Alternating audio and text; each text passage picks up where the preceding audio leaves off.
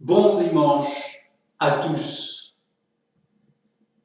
Dans la lettre pastorale, être greffé au Christ, que je vous ai envoyée, j'écrivais « L'Eucharistie est la source et le sommet de la vie chrétienne. Là, le Père nous rassemble dans la louange. Il nous rassemble pour nous nourrir de la parole de son Fils et de son corps et de son sang. Il nous rassemble pour nous envoyer en mission, annoncer le Christ ressuscité et vivre dans l'amour du prochain. L'Eucharistie dominicale est le premier lieu où se manifeste en nous la puissance du ressuscité. En raison du confinement sanitaire, nous allons vivre ce dimanche, chacun dans notre maison.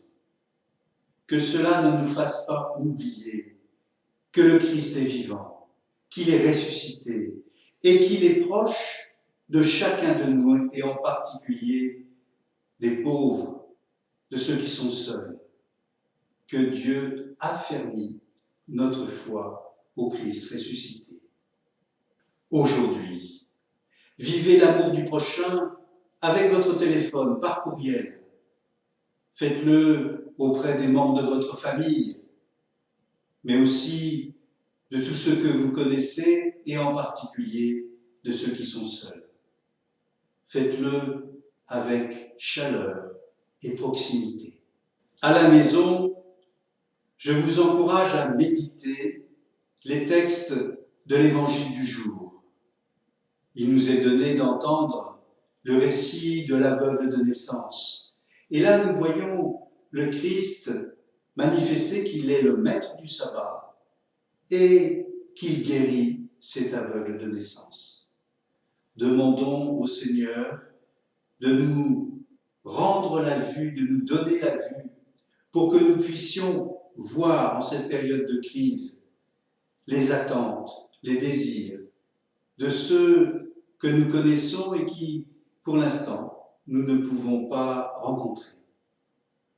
En ce dimanche, je voudrais vous confier tout spécialement de prier pour nos frères et sœurs catéchumènes qui devraient recevoir prochainement le baptême.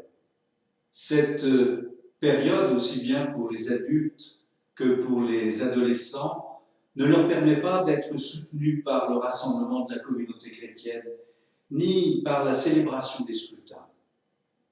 Priez pour eux. Que Dieu les affermisse dans la foi au Christ Sauveur. Et si vous connaissez l'un ou l'autre d'entre eux, eh bien, prenez contact et manifestez votre soutien et votre amitié. Prions aussi tout spécialement pour tous ceux qui sont bousculés, malmenés par cette crise sanitaire. Je pense aux soignants qui sont dans les hôpitaux, qui sont en EHPAD ou à domicile auprès de personnes souvent très âgées et isolées. Demandons à Dieu de leur donner la force d'accomplir leur mission. Pour le bien commun, respectons au maximum les consignes qui nous sont données. Et je vous le redis, bon dimanche à chacun.